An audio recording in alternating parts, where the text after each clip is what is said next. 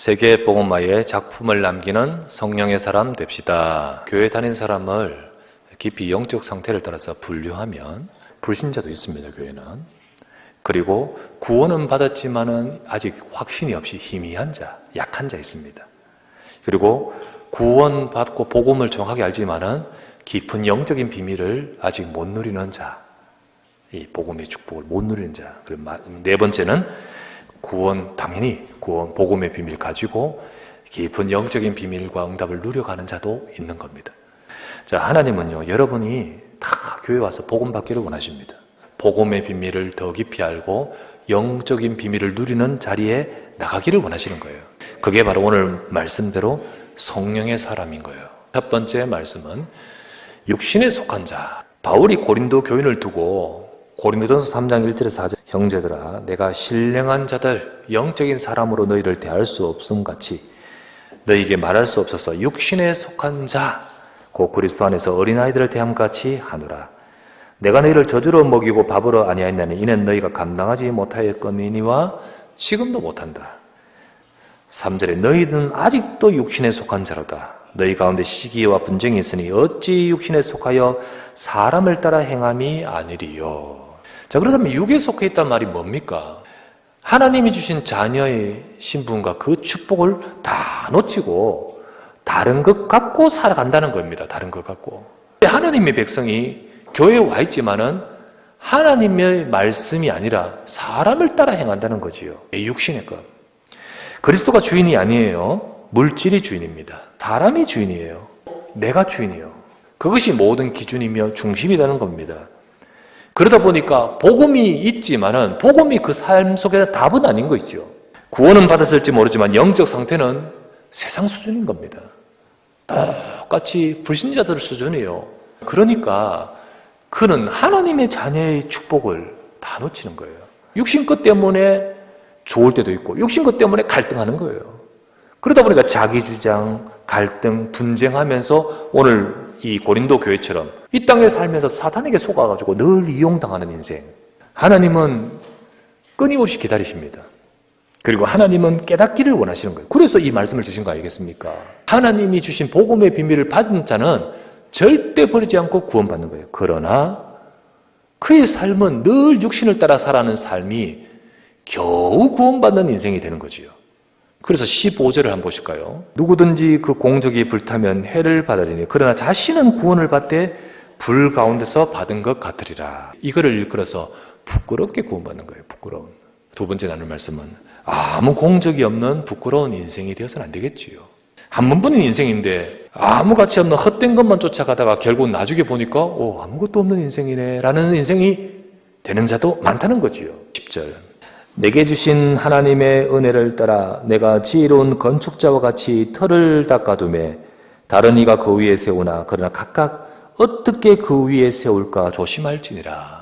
내 인생이 그리스도라는 그 터 위에 세우는데 이제부터 우리의 삶은 우리 모두는 앞으로 인생 건축자로서 뭘 세우냐는 거죠. 뭘 세우냐. 12절부터 15절 만일 누구든지 금이나 은이나 보석이나 나무나 풀이나 지푸로 이 터 위에 세우는데 각 사람의 공적이 결과가 나타날 것입니다. 공적이 나타날 터인데 그날 그 공적을 밝힐 것인데 그날이 언제일까요? 주님 앞에 서는 날이겠죠?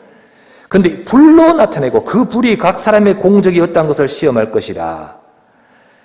만일 누구든지 그 위에 세운 공적이 그대로 있으면 상을 받을 것이요. 곧 불타버리지 않고 그대로 있는 그 공적이 있는 자 하면 누구든지 그 공적이 불타면 해를 받으리니 여기서 그러나 자신은 구원을 받지만은 불 가운데 자신은 구원받은 정도라는 거지요. 구원은 받았지만은 일평생 우리의 삶이 나무나 풀이나 집과 같은 언젠가는 타버리고 없어질 것 같은 그것 붙들고 살아가며 그것을 가지고 세운 인생 건축가는 마지막에 볼 때예요. 어떻게 됩니까? 다 타버리고 없다는 거죠. 없다는 거예요. 육신의 것, 나 중심, 육신 중심, 이 세상 중심만으로 살았기 때문에 그 삶에는 사실은 아무것도 남지 않는다는 거예요. 복음 받는 순간 하나님은요, 저와 여러분의 인생을 통하여 하나님이 하실 일을 갖고 부르십니다. 아브라함을 부르실 때 어떻습니까? 내가 너를 불러가지고 내가 너를 복을 주고 너로 인하 열방이 복되게 할 것이라고 다른 사람을 살릴 자로 부르신 줄 믿습니다. 우리가 뭐 열심히 하는 그 공덕 가지고 내가 구원받을 수 있는 게 아니거든요. 그래서 예수 그리스도를 주셨습니다. 그 예수 그리스도를 믿는 순간 우리는 하나님 자녀예요. 여러분과 제가 구원은 받았지만은 내가 진짜 계속 복음에 집중하지 않으면 나도 모르게 내 것 가지고 살아가는 인생이 되는 거예요. 네 인생이, 우리의 인생이 이 복음의 축복을 못 누린 채 세상하고 똑같이 살아가고 네 속에 있는 육신의 것을 보고 나 중심, 육신, 세상 중심 살아가면서 인생의 건축가로서 세우는 모든 것들이 헛된 것을 세워가는 삶이 되기를 원하는 것이 사탄이 그렇게도 원하는 거예요. 그렇다면 어떻게 해야 될까요? 오늘 바울은 정확하게 답을 주고 있어요. 세 번째, 우리는 성령의 사람과 세계복음화의 작품의 인생입니다. 공적이라고 표현하지 않고 작품이라고 제가 말을 바꿨어요. 왜? 공적하면 꼭 그것 가지고 구원받는 것처럼. 그렇지 않죠? 우리 인생을, 하나님 구원받은 우리 인생을 작품을 남기십니다. 16절에 이렇게 말합니다. 야들아, 너희는 너희가 하나님의 성전인 것과 하나님의 성령이 너희 안에 계시는 것을 알지 못하느냐. 이게 육신에 속한 자가 아니라 요것 회복하라. 성도는요, 떡으로만 사는 인생이 아니라는 거예요. 너희는 하나님의 말씀으로 사는 인생이라는 거지요. 성도는 육신이 아니라 영적인 비밀을 알고 또 영적인 능력을 받으며 그리고 영적인 열매를 남기는 자가 되어야 되는 거예요. 성도가 육신에 속한 자가 아니라 영적인 사람이라는 사실을 알고 성령의 사람이라는 거, 성령의 사람의 축복을 누리면 내 수준 안에 하나님의 능력이 그 사람에게 임하는 겁니다. 주여 이스라엘 나라를 회복하시면 이때입니까? 하고 엉뚱한 말을 하는 자가 있었습니다. 그때 예수님, 그건 너희가 알 바 아니다. 진짜 너희가 오직이 되야 되는 것이 뭐냐? 오직 성령이 임하시면 권능을 받고 땅까지 증인되리라. 이것 붙들고 아버지 약속하신 것을 기다리라. 그제서야 이 제자들이요, 진짜로 이제 주님 약속하신 대로 어떡합니까? 마가다락방 모이죠? 사도행전 1장 14절 모여가지고 오로지 기도에 힘쓰니라. 그 수준 낮은, 그 부족한, 그 연약한 자들을 위해 어떤 일이 벌어집니까? 사도행전 2장 1절 오순절 날이 이르매 그때 하나님이 약속하신 성령이 임하시니까요, 그들에게 자기 수준에 하나님의 능력이 임하면서 증인되도록 만드시지 않습니까? 그래서 어떤 일이 벌어집니까? 사도행전 1장 8절에 성취되게 만드시지 않습니까? 내 인생에도 절대 없어지지 않는 영원한 작품, 영원한 것을 세우는 우리가 되기를 주의 이름으로 축원합니다. 우리 인생에도 절대 없어지지 않는 영원한 것을 세울 수 있는 비밀이 어디 있을까요? 여러분, 언약의 말씀 잡으시길 바랍니다. 푸른 마르고 꽃은 시들지만 여호와의 말씀은 영영이 서리라.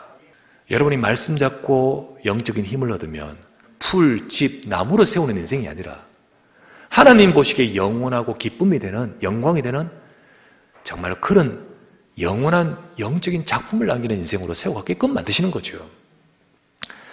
여러분과 저는 성령의 사람인 줄 믿습니다. 그러므로 말씀 잡고 기도하면 하나님이 역사하시는 인생인 거예요. 나를 통해서 하나님이 하시려고 하시는 이 시대 237 나라 살리고 세계복음화, 전도 선교 속에 내가 거기에 쓰임받으면 거기서 내 인생의 작품의 결과를 남기는 거예요.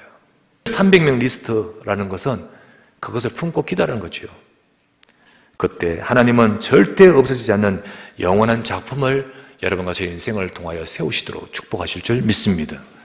여러분의 업이 세계복음화의 응답 속에 쓰임받는다면 얼마나 축복이겠습니까? 내 후대와 내 자녀가, 내 가정이 그 속에 쓰임받게 하옵소서. 내가 세계복음화 속에 헌신이 될 부분이 무엇인가를 품고 기도하면서 응답 받으십시오. 이것을 위해서 사역자들은 바른 사역을 해야 됩니다. 내 것 가지고 하지 말고 진짜 이런 사람을 세워야 되지요. 그래서 교사들은요, 먼저 여러분이 기도 속으로 들어가야 돼요. 그래야 내가 하는 것 아니에요. 하나님이 우리 내게 맡긴 렘넌트를 하나님의 사람으로 세우시는 겁니다. 이거를 위해서 바울이 오늘 읽었던 본문의 중간에 딱 보면 사역자에 대해서 말을 해요. 사역자에 대해서. 이 부분은 금요기도에 따르고 합니다. 내 인생이 하나님 앞에 없어지지 않는 영원한 것으로 남기는 하나님 앞에 복된 인생, 세계복음화에 쓰임받는 인생이 되어야 될 줄 믿습니다.